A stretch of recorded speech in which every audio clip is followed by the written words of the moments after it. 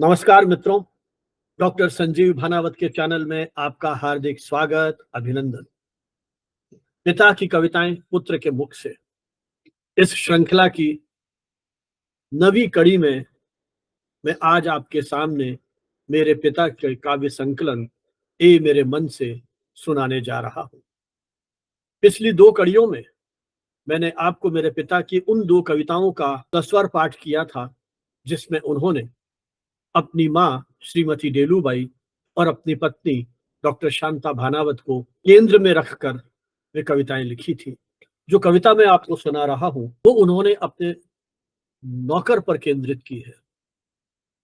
जिस समय मेरे पिता अस्वस्थ थे उस समय हमारे यहाँ एक सहायक काम करता था जिसका नाम था प्रताप, और आज लगभग 30 वर्ष बाद मैं उसको याद कर रहा हूं तो मेरा मन उसको देखने के लिए, उससे मिलने के लिए अनायास छटपटाने लगा है। मुझे नहीं पता अब वो कहाँ है। जीवन के 50 वर्ष वो पूरे कर चुका होगा, लेकिन उसके बारे में कोई जानकारी मुझे नहीं है। वो 18-20 साल का युवक किस तरह से सबकी सेवा करता था, उसको ध्यान में रख के पिता ने अपने जीवन की अंतिम अवस्था में उसे नौकर नहीं, वह नौकर नहीं, 9 हाथ है जिसके, और 9 हाथ से वो सबकी सेवा करता है, इस तरह की भावनाओं को व्यक्त करते हुए वह कविता लिखी। नौकर, 9 कर वाला, कर मतलब हाथ। आइए सुनते हैं कविता। प्रताप घरेलू नौकर होकर भी नौकर नहीं है, वह परिवार का मान्य सदस्य है। उसने प्रेम, विश्वास, मेहनत और ईमानदारी से सबका हृदय जीत लिया है। वह घर की धूरी है, घर का रखवाला है, बड़ों का स्नेह भाजन है, बच्चों का विश्वास और खिलौना है। मेरे बच्चे भी उस समय बहुत छोटे थे, उनका भी वो ध्यान रखता था।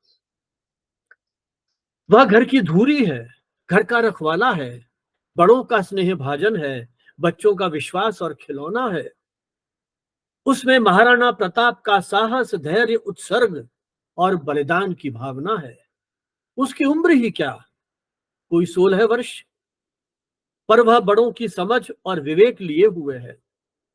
मैत्रानी जब भी आती है प्रताप को ही पुकारती है।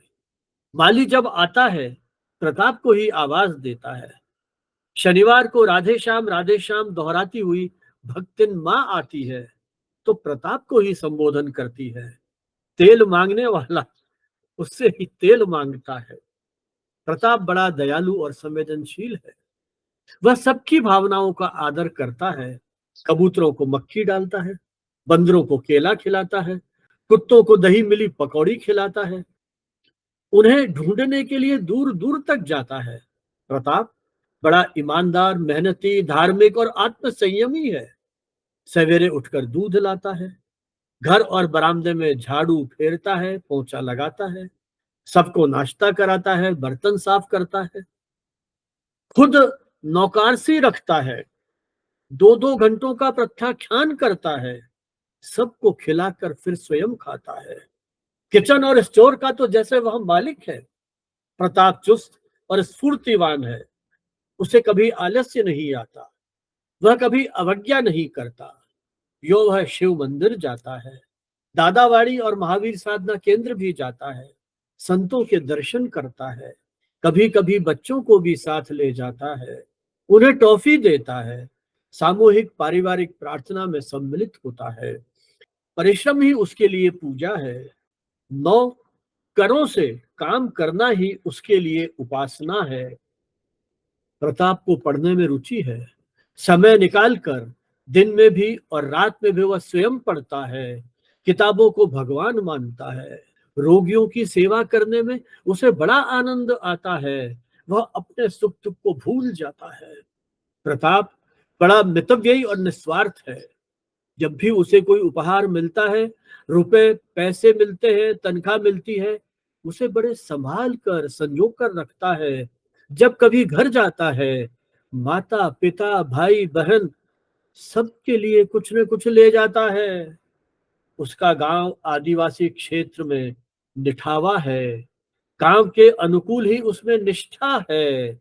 आदिवासी के घर पैदा होकर भी वह पिछड़ा नहीं लगता। संस्कारवान और मानवीय गुणों में अगुआ लगता है। जाति का मीणा भले ही वह हो, पर वह सोने में मीना, जड़े हुए मीना के समान है। प्रभु उसे शक्ति दो, आशीष दो।